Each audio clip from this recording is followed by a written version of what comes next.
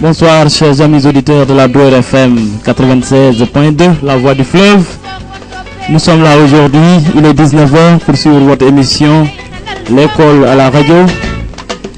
Aujourd'hui, nous allons encore comme d'habitude parler de l'école avec un invité qui va se présenter. Madame, vous avez la parole. Assalamu alaikum, Banderabi, Bismillah, Handemi, Hartido. Merci, Maman Lucie. Je suis Virginie Lebrésois de mon nom français.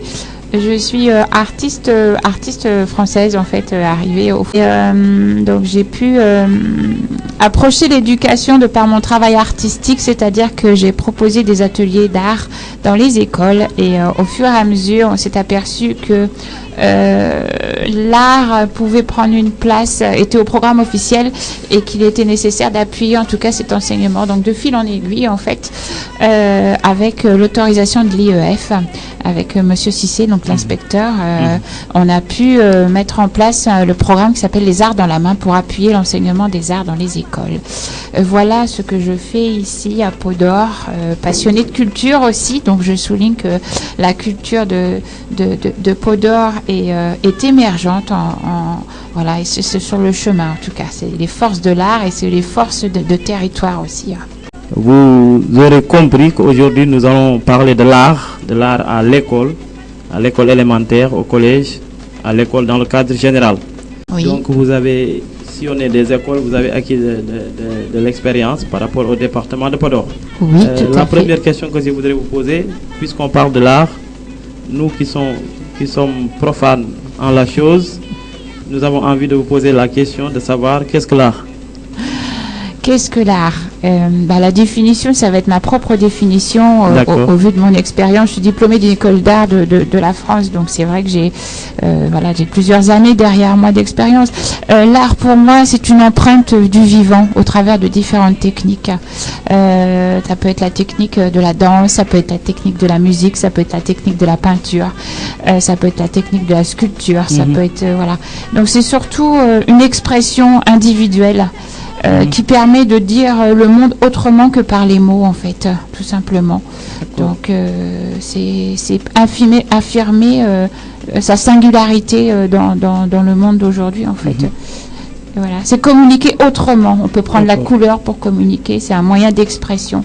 Et c'est surtout sa forme, en fait, si chacun apporte sa contribution en art, ça se forme de la culture en fait. C'est ce qui sort de l'esprit, c'est ce qui sort de l'imaginaire. À partir d'une technique que l'on maîtrise, avec cela, on va pouvoir s'exprimer, on va pouvoir utiliser les émotions. Et tout ça, une fois que c'est construit, on arrive à une expression et on peut la montrer aux autres. Donc c'est du lien social en même temps, c'est du partage. Voilà ce que serait ma définition de l'art, en fait, qui n'engage que moi et au vu de l'expérience, voilà. Donc ça me pousse à dire que nous allons parler aujourd'hui de quelque chose qui est fondamental.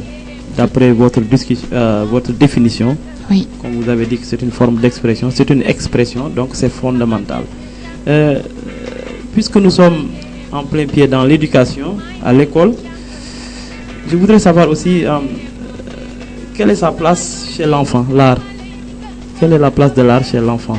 Ou bien c'est réservé seulement à l'adulte? L'art, c'est capital à tout âge. Là, je suis très claire. Là, tout à l'heure, j'étais en train de dessiner du coloriage avec des petits-enfants qui ont 3 ans. Et ça peut aller jusqu'à les âges de nos grands-pères et de nos grandes-mères. Il n'y a pas d'âge pour faire de l'art. La créativité, l'art, c'est ce qui mène de l'imagination. Donc c'est capital pour l'enfant qu'il puisse prendre conscience qu'il a un pouvoir imaginaire et pour cela qu'on lui laisse un temps d'expérimentation à cela. Donc on donne une technique et on va aller le stimuler pour lui dire voilà, ça c'est une feuille réelle, est-ce que tu peux inventer une feuille d'arbre imaginaire?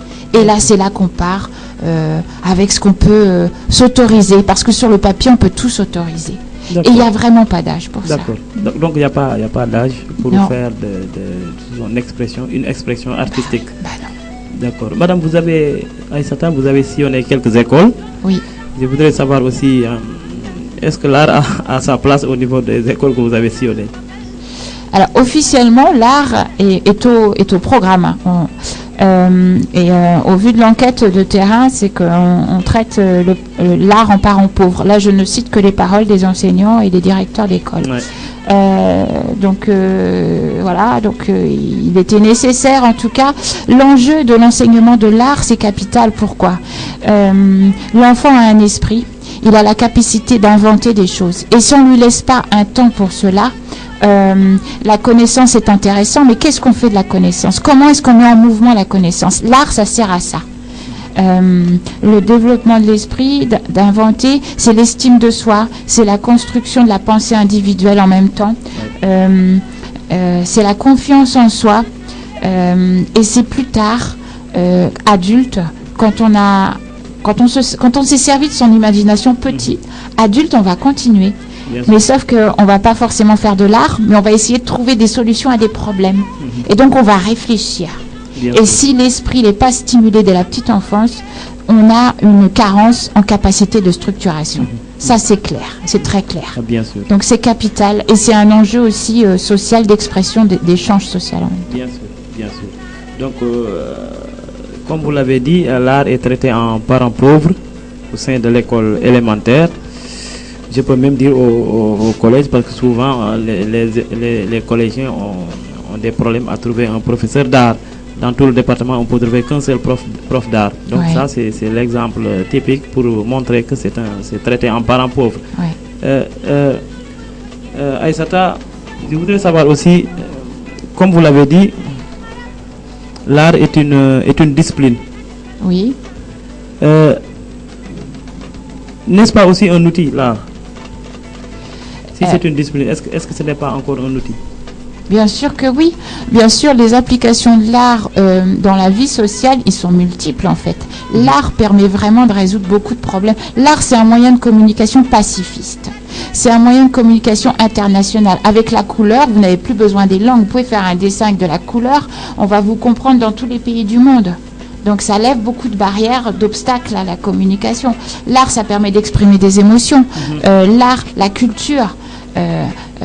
La culture d'un pays, c'est la force en fait. Bien la sûr. Culture musicale ici au Sénégal par exemple, c'est un outil performant social. En fait, ça crée du lien social.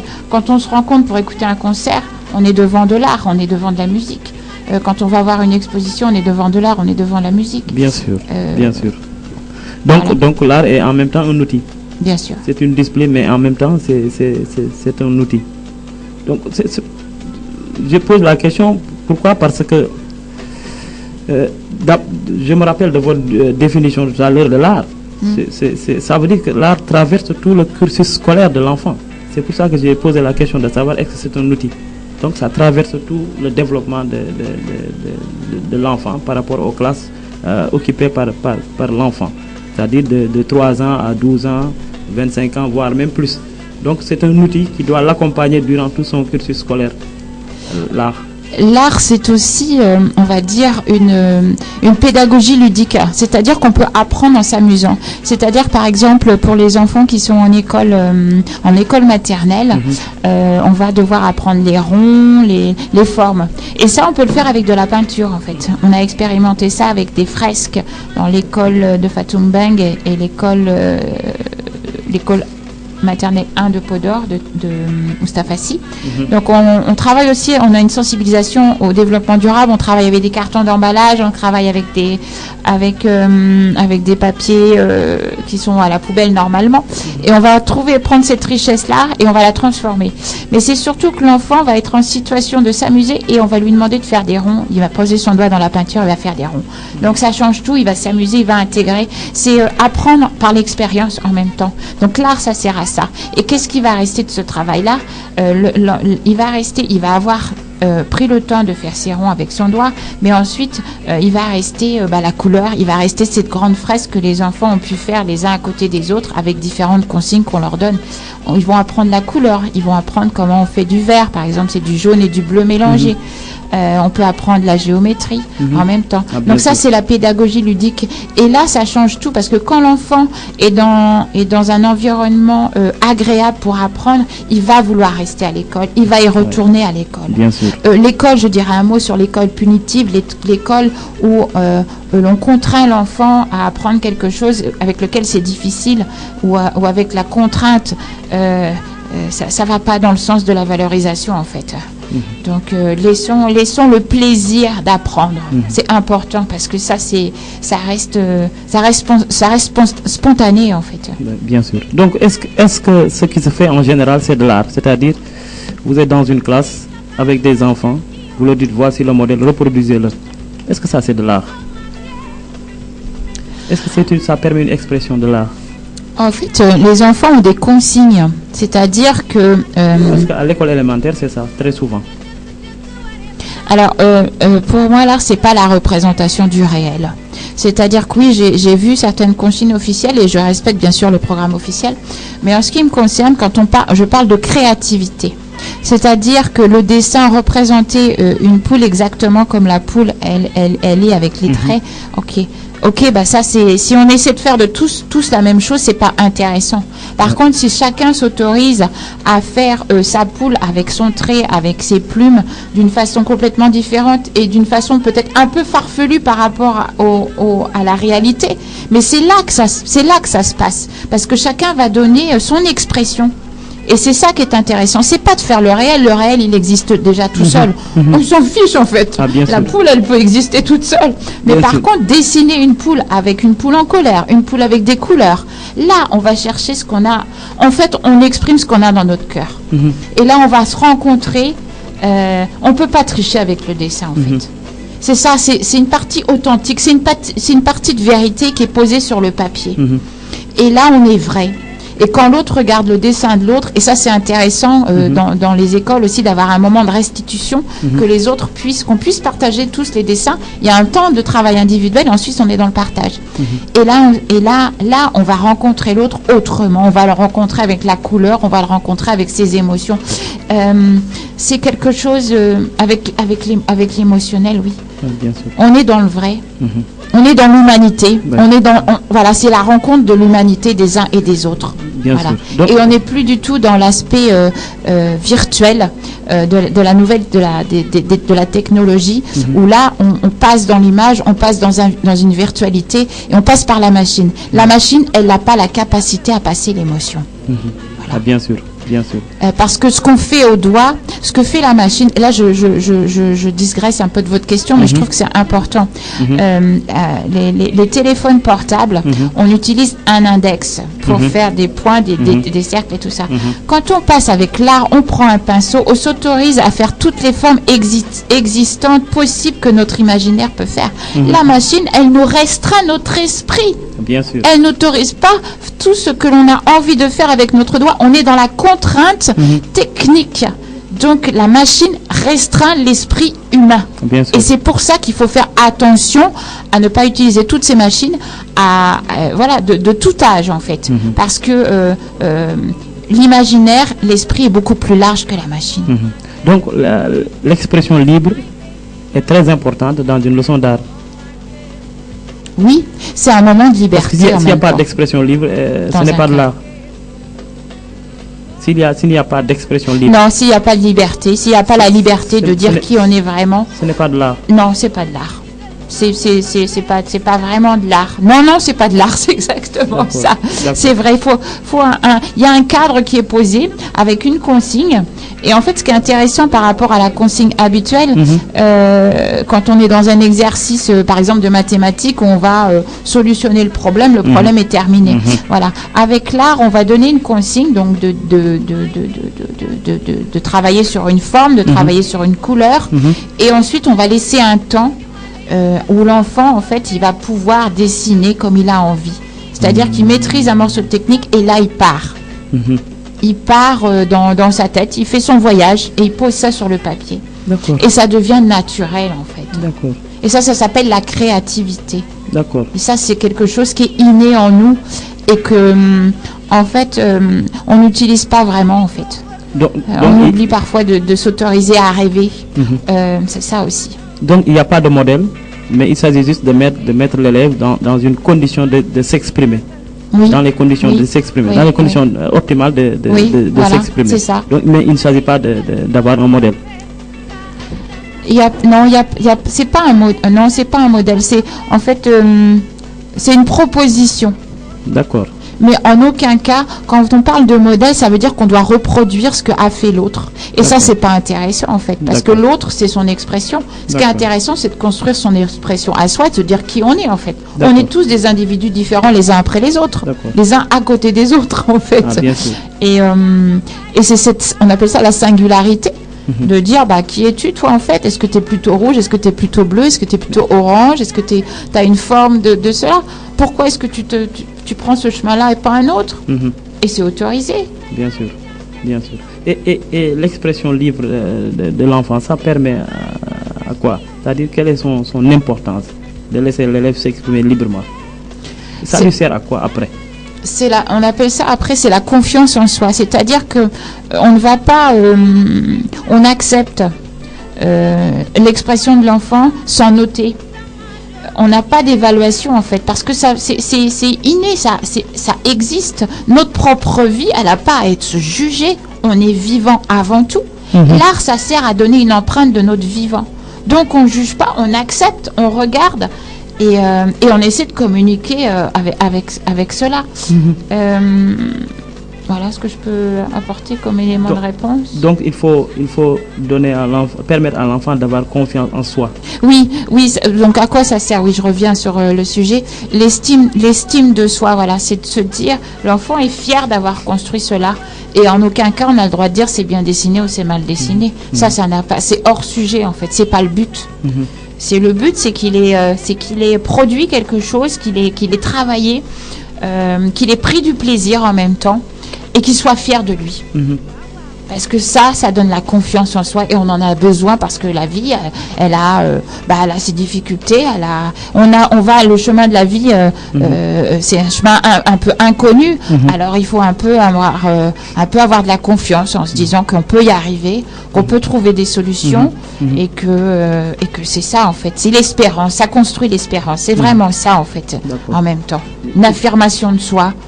Vous venez de dire quelque chose qui est fondamental, c'est-à-dire quand vous dites qu'il n'y a pas d'évaluation. Chez nous, chez les enseignants, ils ont tendance à toujours évaluer l'élève dans toutes les disciplines. Et quand vous dites qu'il n'y a pas d'évaluation, ça peut changer beaucoup de choses dans l'enseignement-apprentissage. Ça change beaucoup de choses alors. Ça change beaucoup de choses, oui.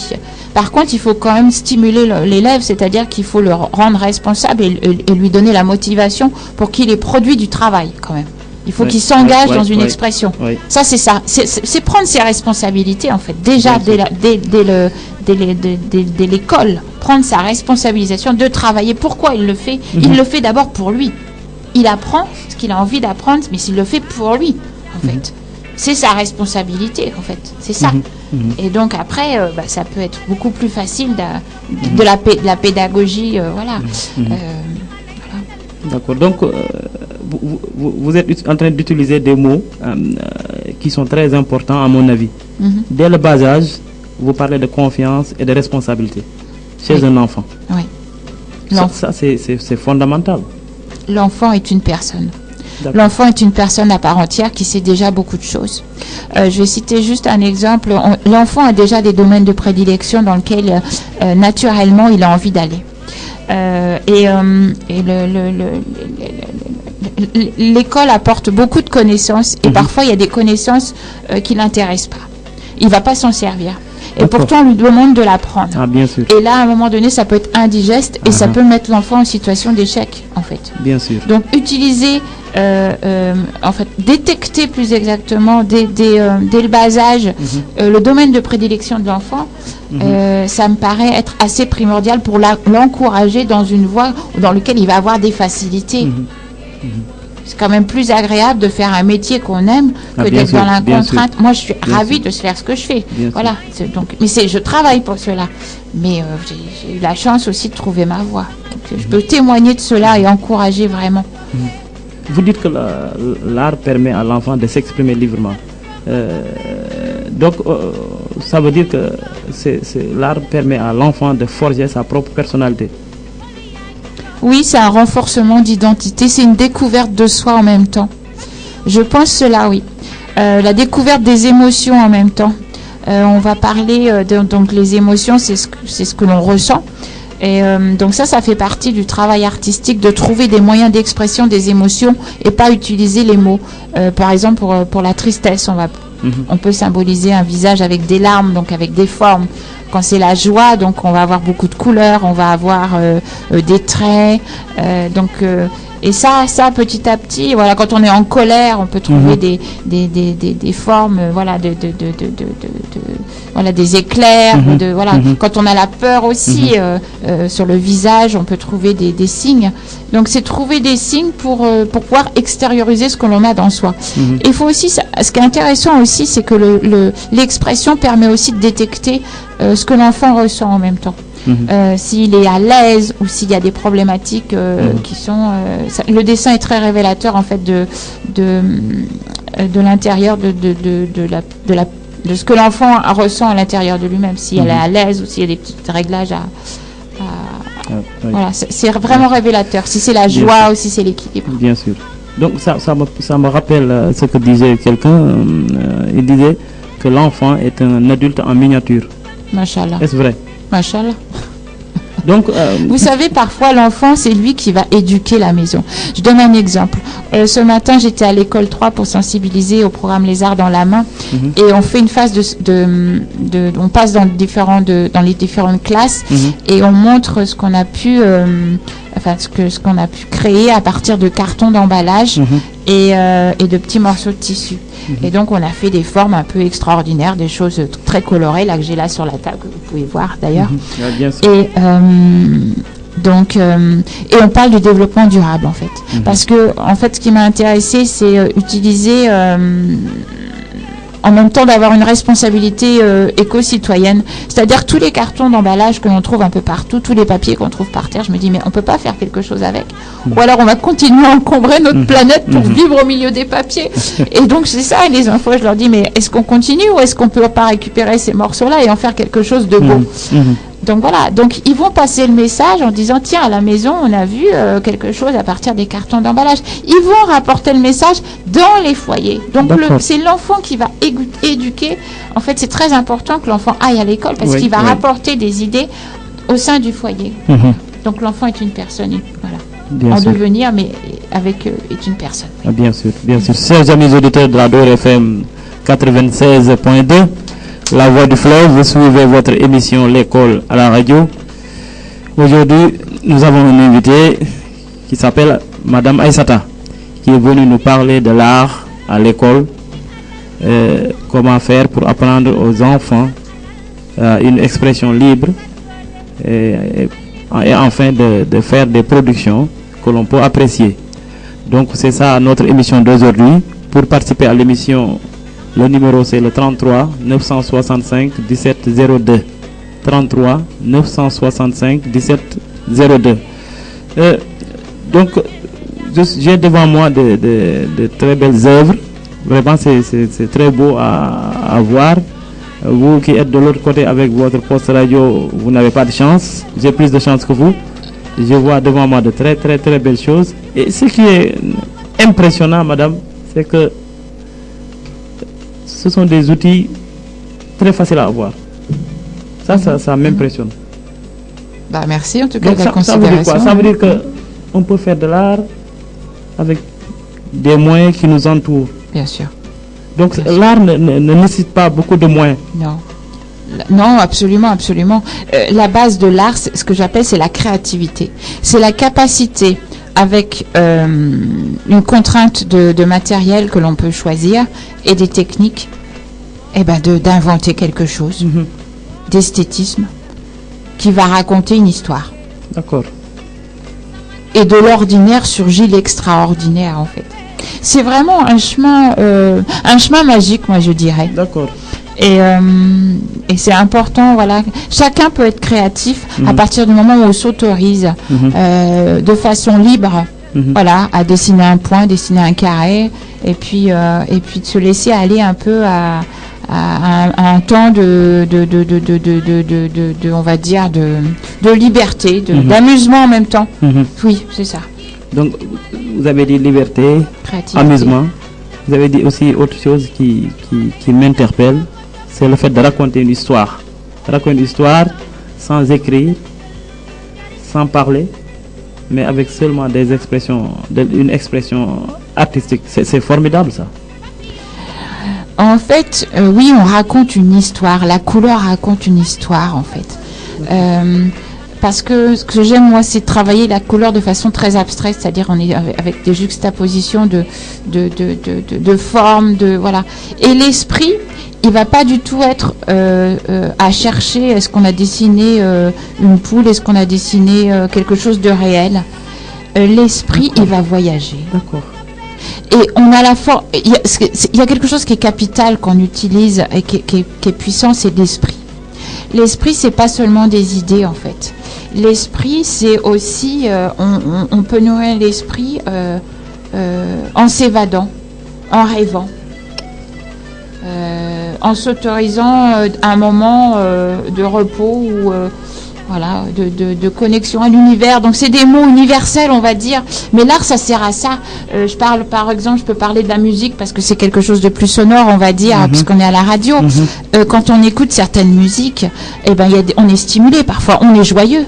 On peut être joyeux quand on écoute certaines musiques, ou on peut être triste aussi. Il y a des musiques qui sont très nostalgiques, qui nous emmènent vers un voyage intérieur, en fait, qui se connectent à nos propres émotions.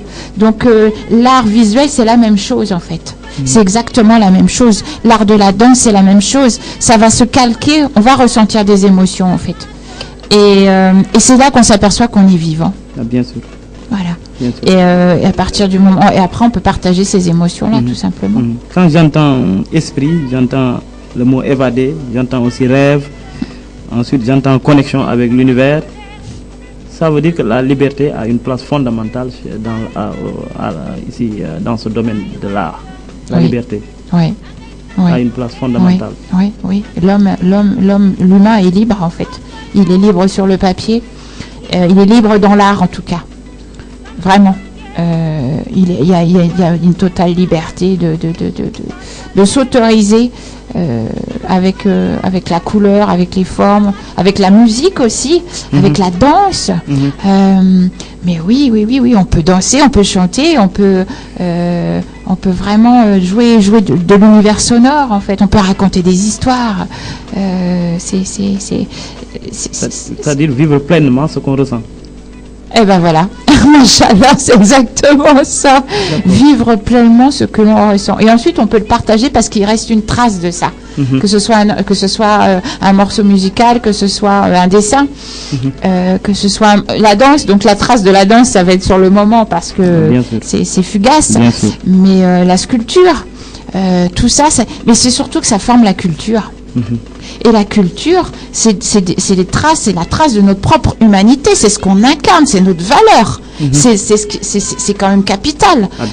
C'est la première, enfin c'est juste essentiel, c'est-à-dire qu'on n'a pas besoin de moyens pour fabriquer la culture quelque part. On peut, c'est pas les moyens qui tiennent la culture, c'est l'état d'esprit, c'est la volonté aussi de fabriquer. Voilà. Et proposer et montrer sa culture comme montrer la culture de Peau d'Or, mais ça montre une identité, ça rassemble, c'est des valeurs d'hommes et de femmes en même temps, c'est visuel, c'est une autre façon d'exister et c'est basé sur qui nous sommes, tout simplement.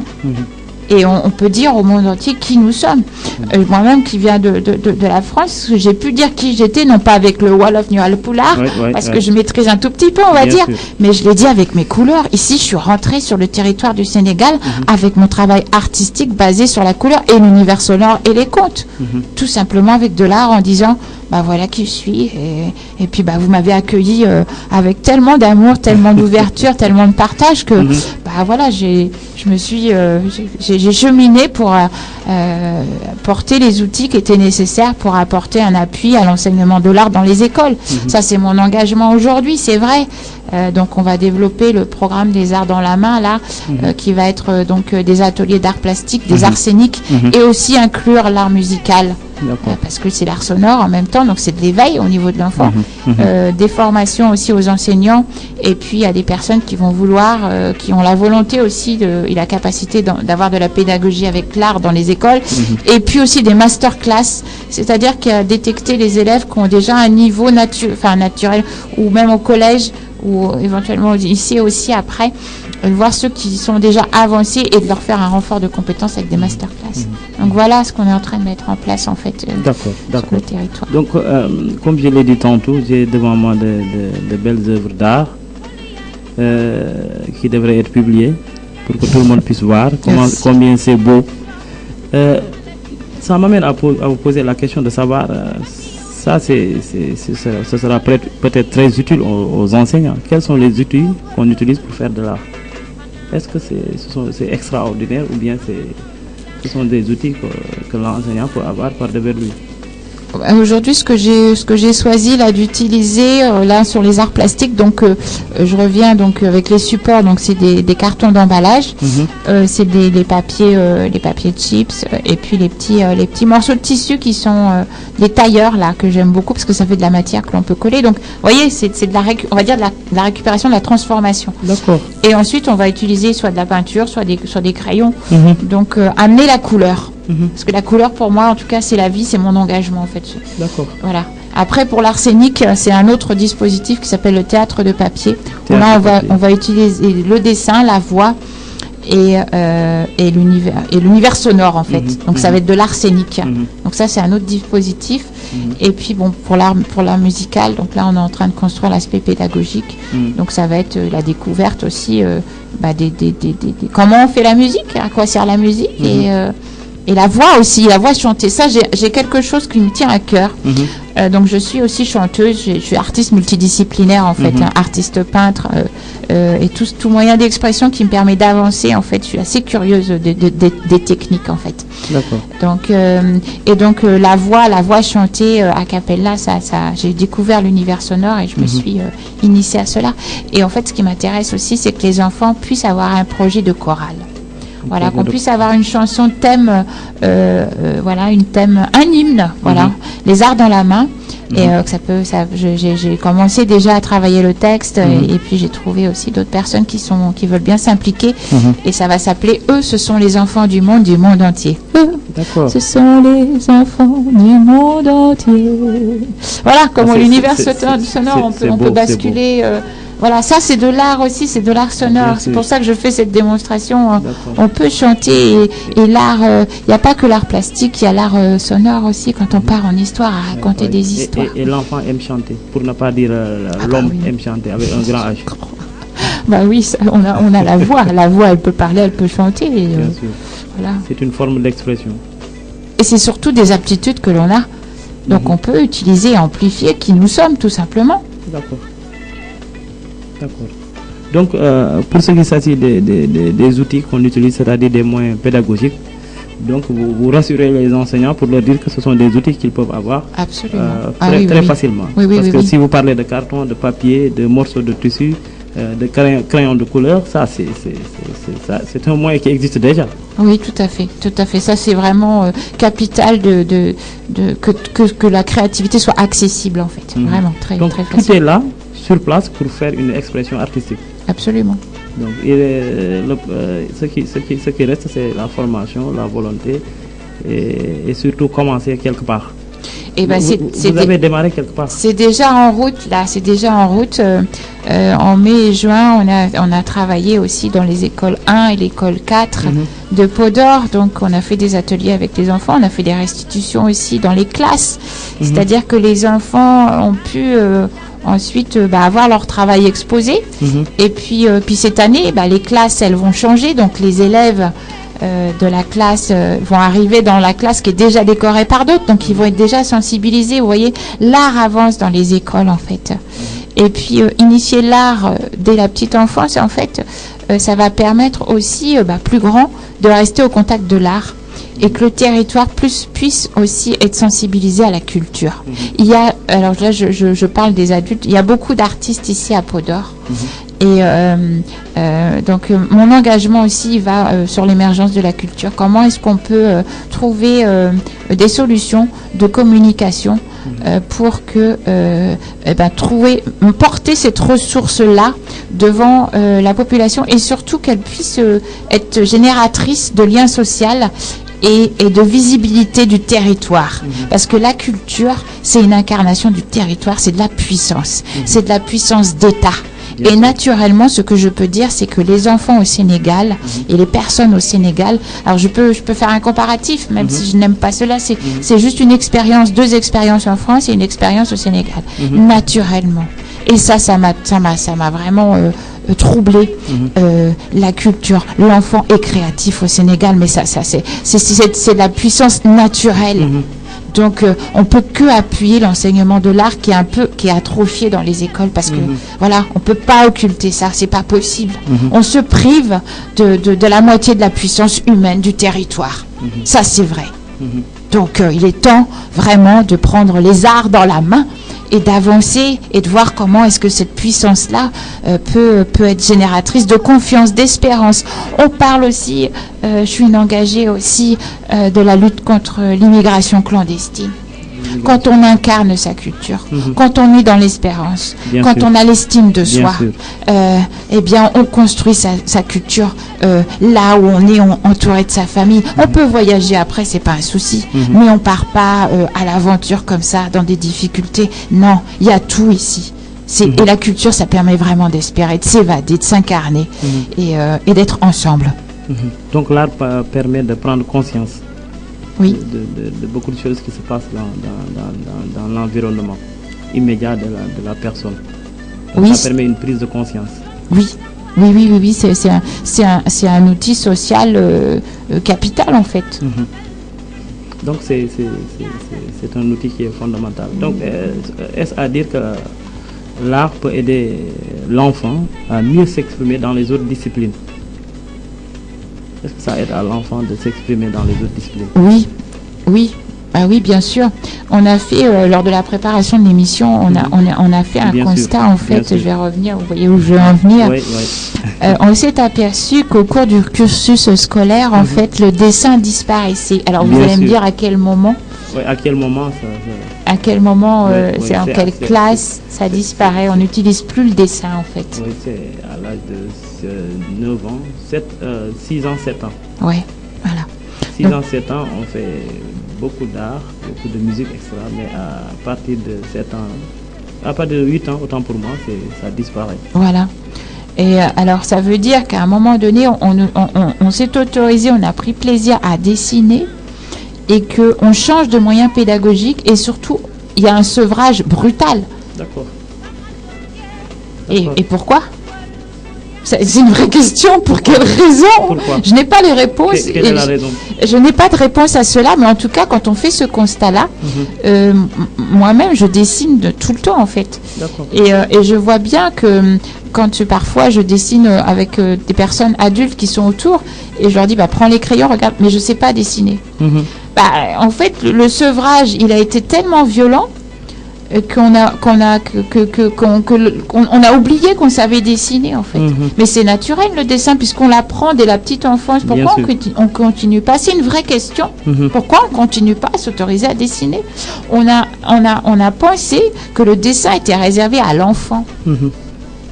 Bien sûr. Mais je suis pas d'accord. Le dessin, je suis pas du tout d'accord. Les chansons, tout ça, c'est 3 ans, c'est des outils de 3 ans à 8 ans. C'est des outils pédagogiques humains et il n'y a pas d'âge pour cela. Vraiment. D'accord.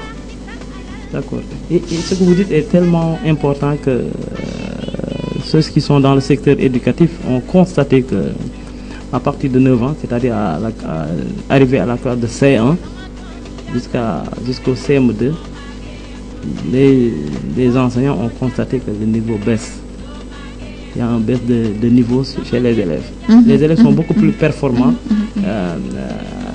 de 3 à 9 ans. Ils sont beaucoup plus performants. Mais arrivé au C1, la performance diminue. Donc, est-ce que ce n'est pas ceci qui explique cela? Ouais, je pense qu'il y a une corrélation entre les deux, en fait. Ce qui se passe à un moment donné, c'est que quand on passe après 9 ans, là, dans ces classes-là, on axe sur la connaissance. C'est-à-dire que l'enfant doit apprendre. C'est-à-dire qu'il va faire marcher son cerveau, on va dire, il va écouter et le maître ou la maîtresse, en fait, l'enseignant va donner un contenu. Et donc l'enfant doit l'apprendre, il doit expérimenter parce qu'on lui donne des exercices, mais il est dans la contrainte laborieuse. Est-ce qu'on ne peut pas de temps en temps utiliser une pédagogie ludique ? C'est-à-dire, au lieu d'être en permanence dans l'effort, est-ce que la pédagogie ne pourrait pas être un peu en s'amusant, en fait, en ayant pas c'est forcément une notion toujours de travail, mais de plaisir. Et ça, c'est une vraie question. Est-ce qu'on doit toujours souffrir quand on apprend ? Ou est-ce qu'on peut de temps en temps aussi avoir, que ce soit agréable. Voilà. Donc tout est une question de pédagogie, en fait, pour avoir accès à la connaissance, et quelle que soit la connaissance. Bien sûr. Donc c'est difficile de travailler quand on souffre. Ce n'est pas facile de travailler quand on souffre. Non, c'est pas naturel, surtout qu'il y a... à l'école, ce que vous êtes en train de dire, c'est qu'à l'âge de 6 ans, 7 ans, 9 ans, on dit que l'enfant est dans la phase concrète. Maintenant, à partir de 9 ans, 10 ans, c'est cette phase-là qu'on appelle la phase semi-concrète. C'est-à-dire, on va départir l'enfant de tout ce qui est concret pour le pousser à aller vers l'abstrait. Donc, c'est ça qui fait qu'on s'ouvre l'enfant de tous ces outils qui lui permettent de s'exprimer artistiquement. Je pense véritablement, en fait, quand on fait oui, je comprends ce que vous venez de dire. C'est-à-dire qu'on théorise maintenant la connaissance. C'est ça. Et faire l'expérience de la connaissance, ça change tout. C'est-à-dire, par exemple, je donne un exemple, quand expérimenter une connaissance, c'est par exemple, si sur la thématique du développement durable, vous allez à l'extérieur, faire constater à l'enfant qu'il y a des papiers partout. Est-ce qu'on peut aller ramasser les papiers? Voilà, le mettre en situation d'action, d'expérience. Ou est-ce qu'on reste devant le tableau et on va faire juste alors on peut faire un dessin pour montrer les papiers, et là on va expliquer. Quelle est la différence entre une explication au tableau et une expérience à l'extérieur, d'aller ramasser les papiers, d'aller expliquer que par terre, le sol, il va pas digérer les plastiques, c'est très compliqué, ça met des années le plastique à rester là. Voilà, il suffit de qu'est-ce qui est le plus facile? Qu'est-ce qui va rester de tout ça? Est-ce que l'enfant va avoir envie de s'engager ensuite dans le développement durable? Parce que c'est aussi une sensibilisation que j'ai, donc je reprends cette thématique-là. Est-ce que l'enfant, quand il va avoir fait sa leçon devant le tableau, il va avoir envie dehors d'aller ramasser des papiers?